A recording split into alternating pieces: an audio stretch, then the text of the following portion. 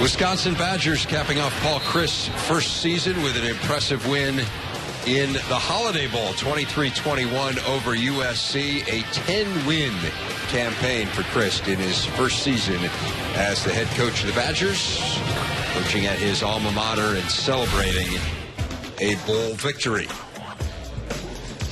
Here you see what's coming back for Paul Chryst. 6 starters on both sides of the ball, some big names, including Vince Beagle. Lost some big-time players, a couple former walk-ons who turned into superstars. Has a new defensive coordinator as well, as Dave Aranda has moved on. Justin Wilcox taking over there.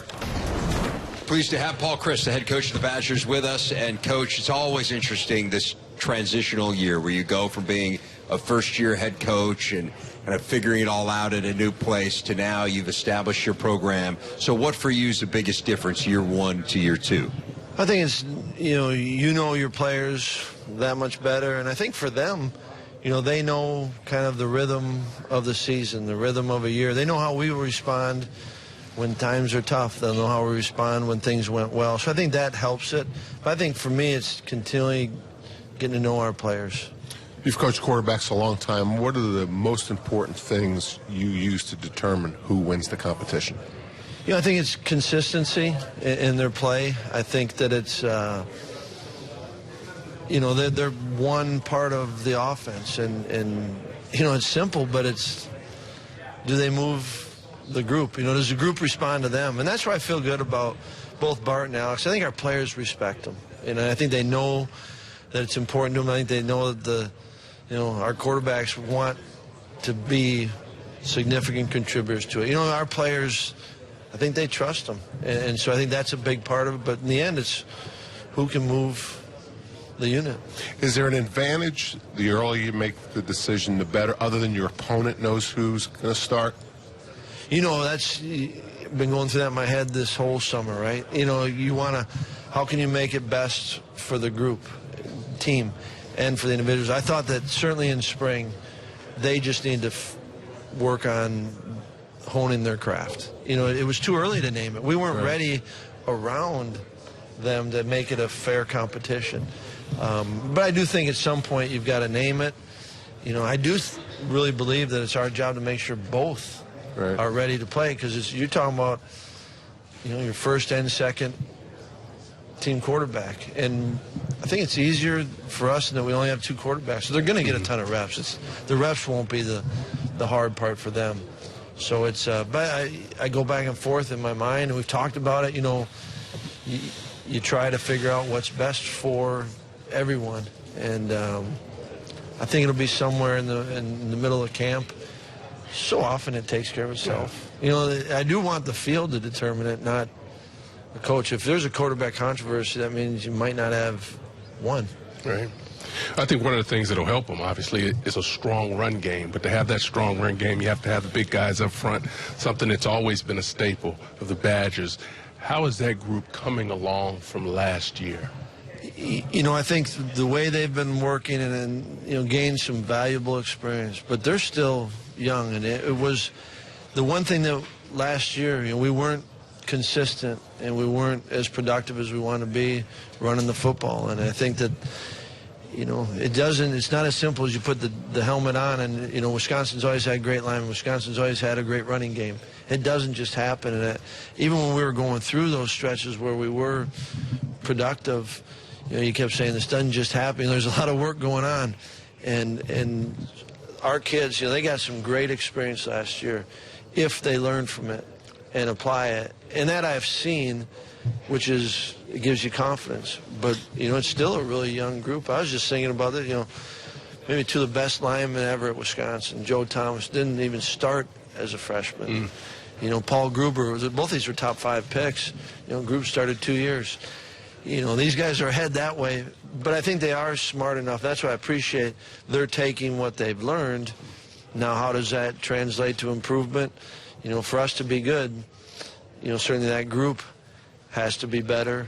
And I think they're doing all the things to get better, which gives you it's encouraging. It gives you excitement. But having said that, I mean, it's impressive you won 10 games, and your offensive line was banged up most of the year, and it was painful going through it. Now you're probably deeper than you've been in a while in the offensive line with game experience. And without comparing this line to maybe some of your previous lines, even when you were an assistant at Wisconsin, how good can this line be? Can it be eventually one of the better ones that you've coached at Wisconsin? I think in time, I wouldn't want to put a ceiling on what they can be, but, Michael Dieter, he's the one freshman that played every game. Bo Benchwall didn't play all the games. Maxwell didn't play all the games. We'll probably start Ryan Ramczyk at left tackle, who has never played in a Big Ten game. We've got a freshman who, John Dietzen, that hasn't played. Mike Capoy's played some games. I mean, it's still a young group, but I think they did get enough experience that they are learning how to learn. They know what's important. Certainly in the offense another year, and any time there's hesitation, which I think there were times last year, that's a hard way to play the game. But it's a group that's, I think they're taking ownership of their spots and how they can work to get better, but it's a long process for it. On the other side of the ball, defensively, obviously some changes with Coach Miranda moving on. What is this defense going to look like schematically this year? Yeah, I think schematically it'll be very similar. If you're a fan, comes into Camp Randall, it'll look similar. And yet it was inevitable that we were going to be a different defense because we graduated some really good defensive football players. And then, with the change in coordinators. And I enjoyed and appreciate working with Dave, and yet I love, Justin. I think he's a great fit for our guy, especially at this time. And then, the addition of Jimmy Leonard, so I think, with Tim Tibesar who's been there and Noki Braxfield, it's a good group. I feel really fortunate with the group. We got coached on defense, but it was going to change no matter what. And the one thing I think that those guys have done a really nice job of is try not to get too far ahead of it. Let's figure out who we are, because I think that's so important as a coach, is know your players, play to their strengths. And, our fall camp is going to be really important for us, in so many areas. So when you say, Coach, it was going to change, inevitably it would change because so many, is as far as what you're doing and how you're doing it, or what exactly do you mean by that? I think it's a little bit in what you're doing. Jack Sitchie ended up, was a guy that didn't even start all the games, but really impacted it, finished out, had a great bowl game. What's the best way to use Sitch? And is he, he ended up going inside, because we kind of kept them, but he could do some things on the outside. And, you lose Shobes, so, does T.J. Watt step in and can he replace Shobes? And so you got him and Vince. And, it's all those pieces that you're just trying to figure out. And, schematically, we'll be a 3-4. And it's funny. I mean, now football, if you're an odd front on normal down this end, you go to the even front. If you're an even front team, you go to the odd. There's 11 guys. You can only do so many things. But it's, we've got guys, I think, our defensive linemen, they played some football. They've got to step up. Their role is going to change, even though the same guys. It's Cheekway, it's Sheehy, it's Alec James, but they need to raise their production level. So I think it's change is inevitable. So, Paul, when you're getting ready for your first game, do you watch last spring when you were scrimmaging against Aranda? Do you watch fall camps from a couple years ago? I mean, is that relevant? Those are the tricky ones, right? I mean, I think there is, and you don't have to watch much because you do it so, you see them so much. But, Dave's coaching a different group of players now, and their strengths are different than maybe what our strengths were last year, and so it's those first games are always who to watch. What to prepare for. Yeah, and boy, is it confusing on players when you get a coordinator from another one, so they're watching one team and then they're watching this one. It's like, they just want to go play the game, and so it's always part of the interesting part of early games.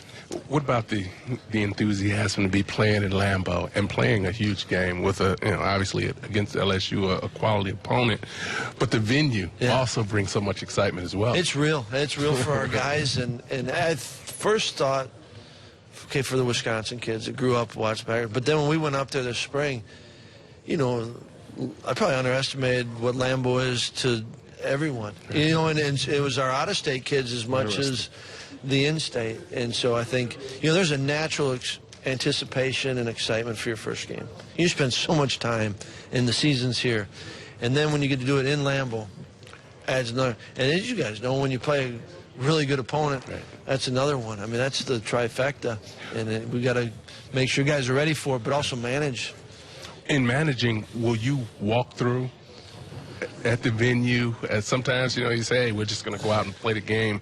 But because it's such a historic venue that has so much history, will you guys walk through it early so guys can maybe get some of the I think it'd be best for us. And, you know, that's why we went up there this spring, practice. And we practiced in their indoor facility, but went over, saw the locker room. And, you know, I also wanted them to see some of the things that they won't be able to see. And we went and toured the Hall of Fame. And, you know, it's exciting for a lot of people to go there, but really for them, they're going to go. We're going to take a bus. We go into the locker room, and you know they get to play on the field. That's a big deal. But it's wanting to experience a little bit more of it. So it's we'll go over there Friday. We'll have a walkthrough, and then they get to play.